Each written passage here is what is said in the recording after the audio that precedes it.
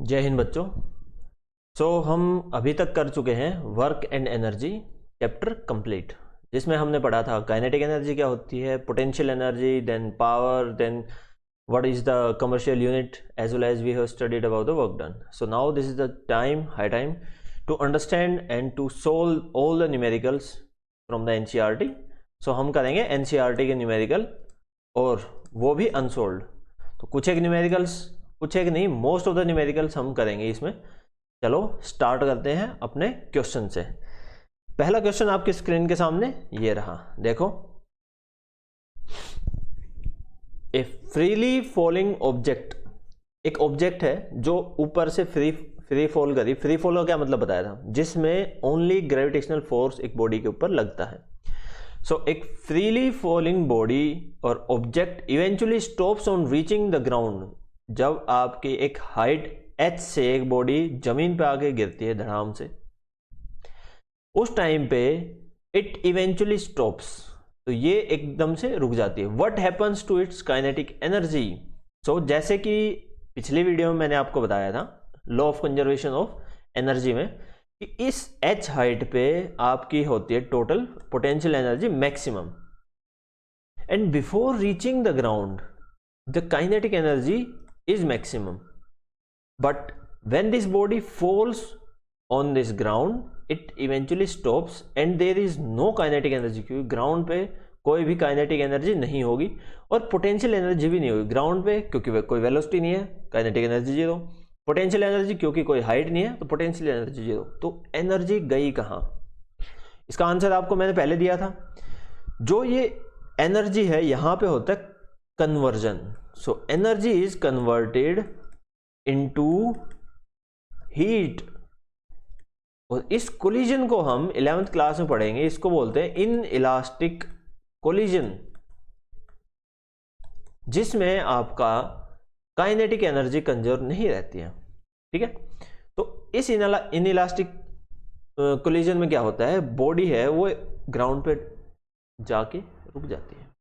अब ग्राउंड पे जाके रुक गई है तो उस टाइम पे हीट जनरेट होती है। हीट का मतलब है कुछ एक गर्मी जनरेट होगी, और ऑब्जेक्ट पे डिपेंड करता है किस मास की, किस वेलोसिटी से वो ऑब्जेक्ट गिर रही थी। जैसे अगर एस्ट्रॉइड्स फॉल करते हैं अपने अर्थ सरफेस पे, तो उस सरफेस पे कुछ गर्मी रह जाती है, क्योंकि it is a large mass object as well as it is travelling with a very high speed. So there is heat generated that can be measurable. लेकिन कोई बॉल लेते हैं, बॉल फॉल करी, तो उस टाइम पे बहुत माइनर हीट जनरेट होती है। उस माइनर हीट की वजह से हम उसको ऑब्जर्व नहीं कर पाते। तो क्या आंसर होगा इसका, that the kinetic energy is converted into the heat energy of the heat energy due to the object on the ground when it collides. So there is conversion and hence we can say law of conservation of energy is also applicable। ठीक है, चलो फिर अगला question देखते हैं। Find the energy in kilowatt hour. Kilowatt hour में energy निकालनी, consumed in 10 hours. So time is equals to 10 hours. हमें आवर्स में निकालनी है, so we get hour time in hours. Good. By 4 devices of power, 500 watt के 4 devices हैं। तो 500 vote के 4 डिवाइसेज का क्या मतलब, टोटल पावर कितनी कंज्यूम करेंगे, 2000 वाट। 2000 वोट के जो डिवाइसेज हैं वो can energy is equals to power into time. तो power is equals to 2000 watt into time, time is 10 hours. So it will be 20 kilowatt hour. ये हो गया किलो, ये वॉट, तो किलो वॉट, और 2 into 10 20। So 20 kilo watt is the energy that is consumed by these 4 devices which are having power 500 watt each. समझ आ गया, चलो आगे बढ़ते हैं। नेक्स्ट क्वेश्चन आपकी स्क्रीन के सामने ये रहा। Calculate the work required to be done to stop a car of mass 1500 kg moving at a velocity is this. So we are having mass as well as velocity और हमें work done निकालना है। So work is equals to force into displacement. लेकिन यहां तो ना force given है, force mass into acceleration, ना एक्सेलरेशन गिवन है, ना डिस्प्लेसमेंट गिवन है, तो कैसे निकालेंगे? तो यहां पर हम यूज करेंगे यूजिंग वर्क एनर्जी थ्योरम, जो कि आपको कहता है कि work done is equals to change in the kinetic energy, hence the kinetic energy changes from 1500 into v square 60 kilometer converted to meter because meter is the SI unit, 1000 divided by 3600 second, so meter second divided by 2 half mv square, ये minus zero क्योंकि आपका final जो velocity है वो आपकी zero हो जाएगी because it stops. इसको सोल्व करेंगे, कितना आएगा?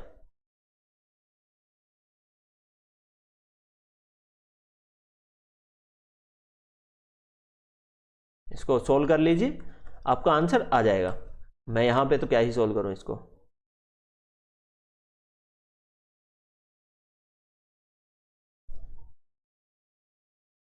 यह आपका जूल्स में आंसर आ जाएगा वर्क डन का। ठीक है, समझ आ गया? चलो आगे बढ़ते हैं। वर्क एनर्जी थ्योरम का तब यूज करते हैं जब हम काइनेटिक एनर्जी इजीली निकाल सकते हैं और वर्क डन हमें निकालना हो। समझ गए? चलो फिर नेक्स्ट क्वेश्चन आपकी स्क्रीन के सामने ये रहा। In each of the following a force F is acting on an object. So ये A, B, C तीन केस हैं जिसमें फोर्स F एक्ट कर रहा है, इसमें अपवर्ड डायरेक्शन में, इसमें राइट साइड, इसमें left side.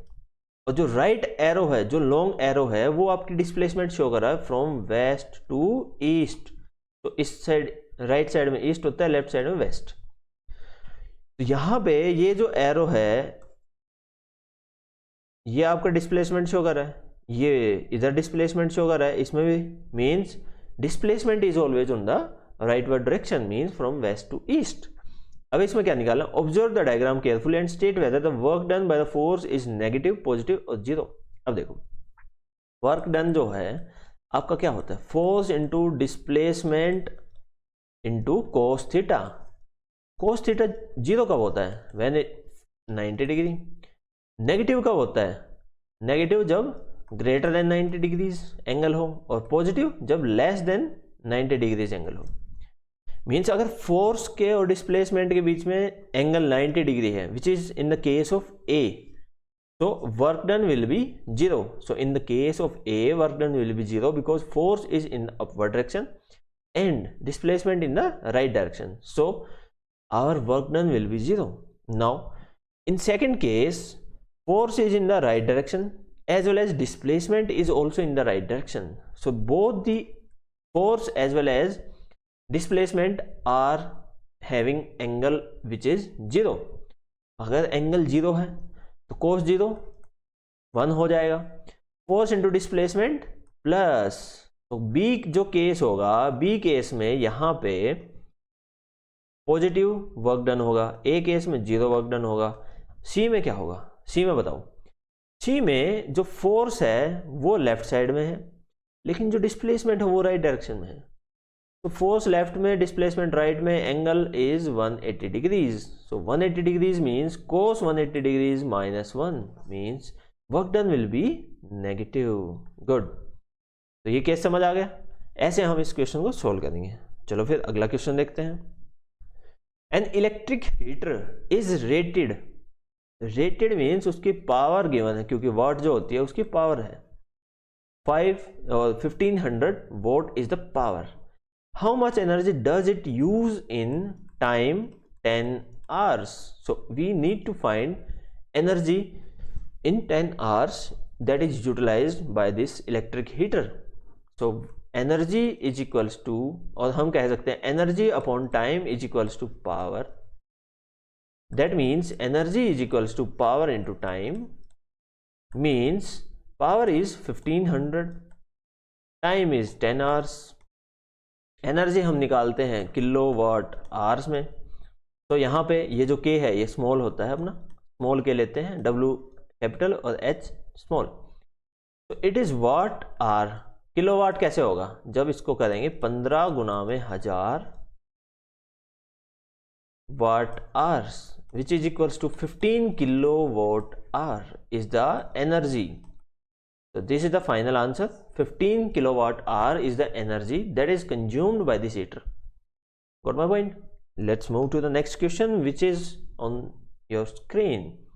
A person holds a bundle of hay. Hay is जो हम चारा लेके जाते हैं. A bundle of hay over his head. अब एक आदमी है, उसके सर के ऊपर चारा रखा हुआ है, ठीक। अब इस चारे का वेट मान लेते हैं हम m है, mg फोर्स लगेगा डाउनवर्ड डायरेक्शन में, which is due to the gravitational pull. So mg is a force, और फॉर 30 मिनट्स एक जगह पे खड़ा है, hay over his head and gets tired. A person holds a bundle of hay over his head for 30 minutes and gets tired. Has he done some work or not? Justify your answer.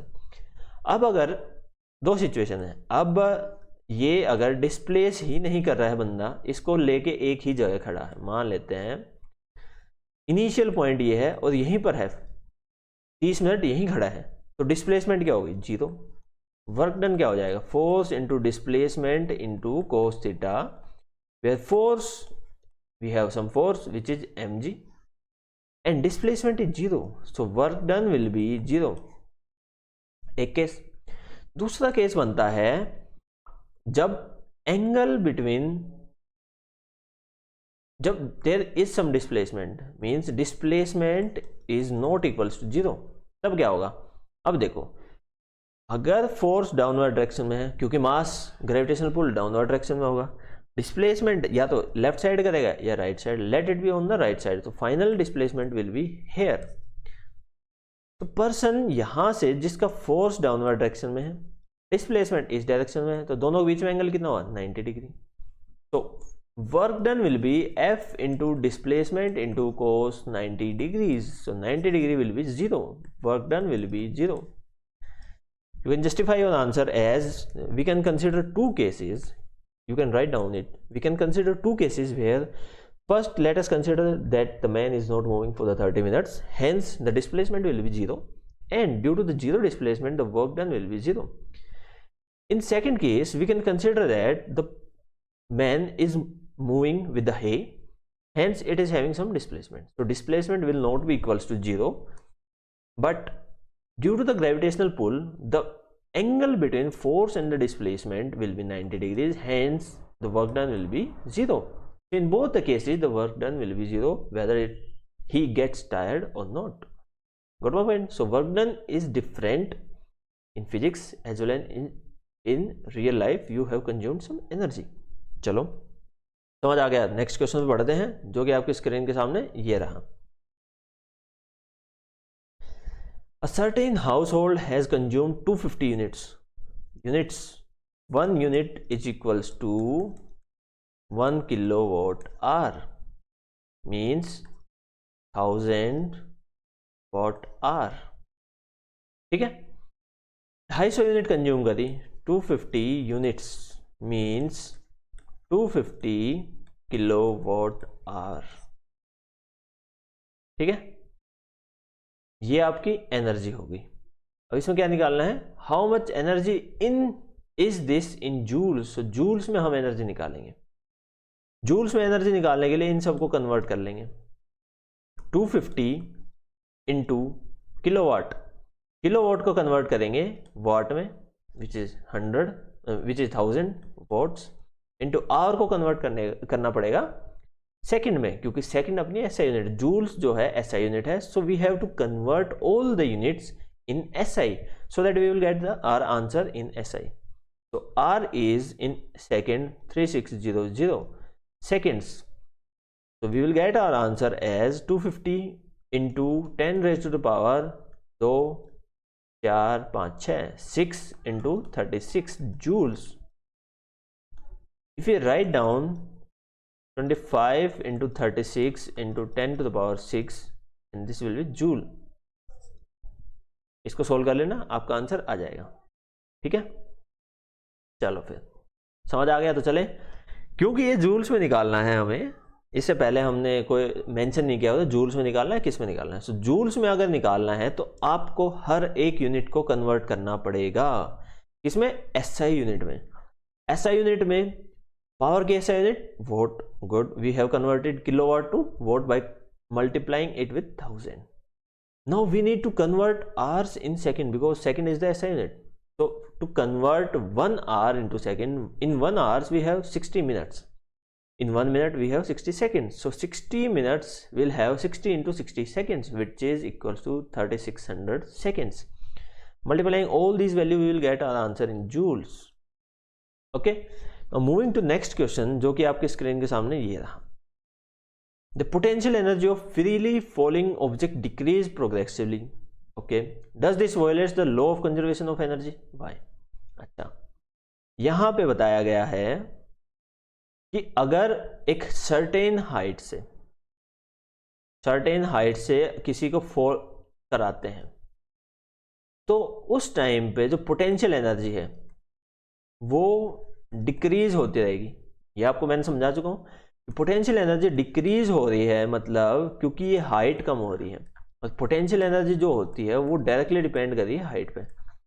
If height is decreasing, h is decreasing, then potential energy should be decreasing. And in conservation of energy, it is stated that potential energy is converted into kinetic energy.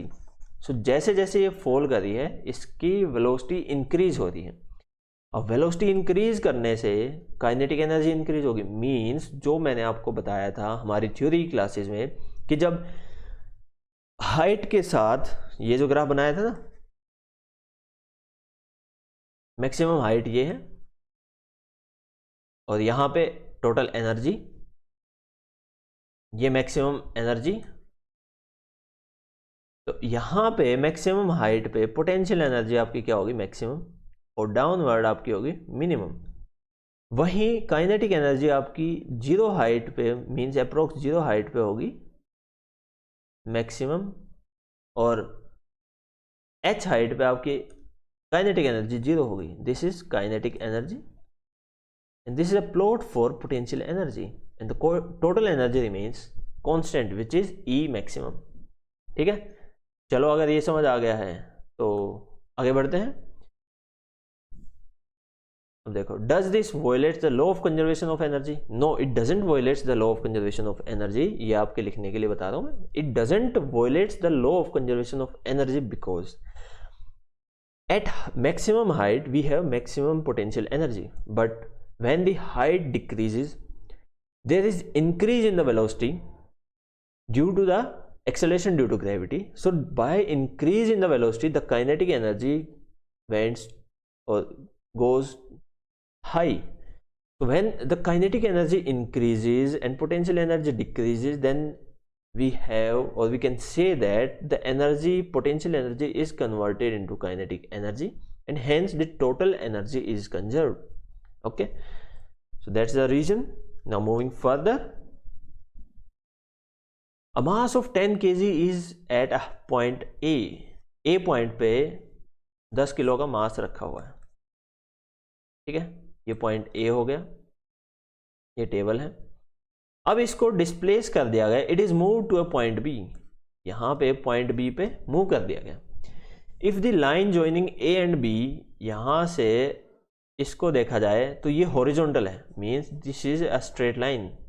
ठीक है, What is the work done on the object by the gravitational force? So हमें work done निकालना है by the gravitational force. So gravitational force is in the downward direction. Here also gravitational force is in the downward direction.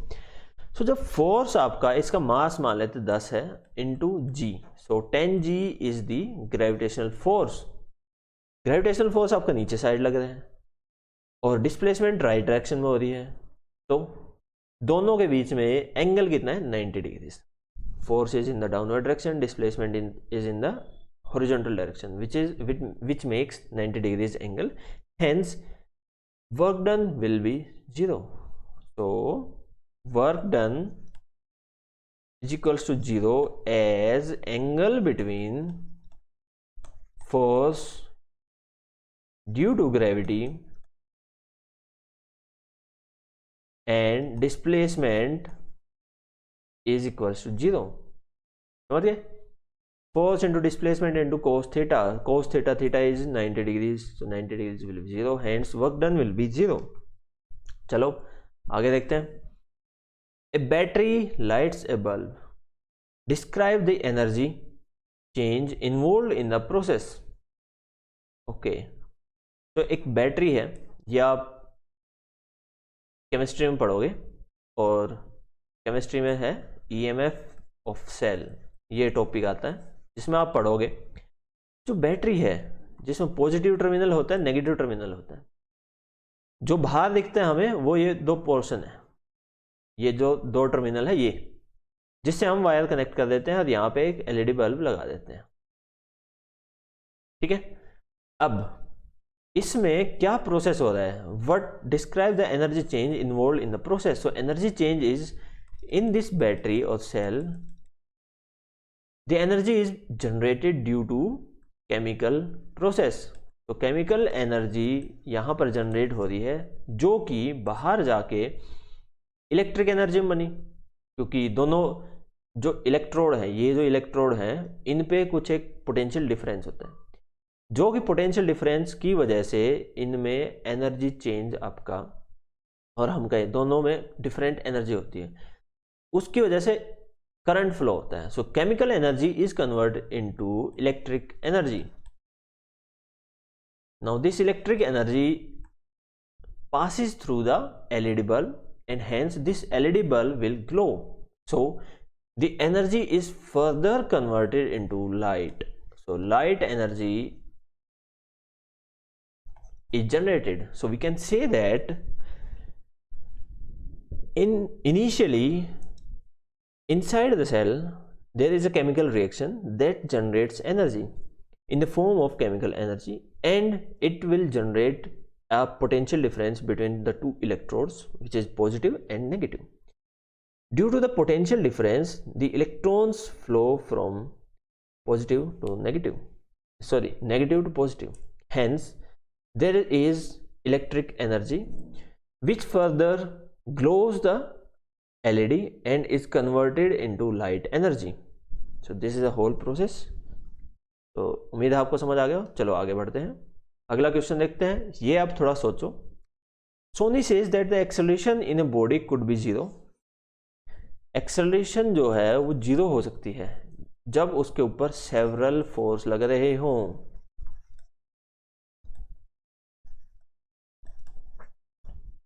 क्या आप agree करते हो?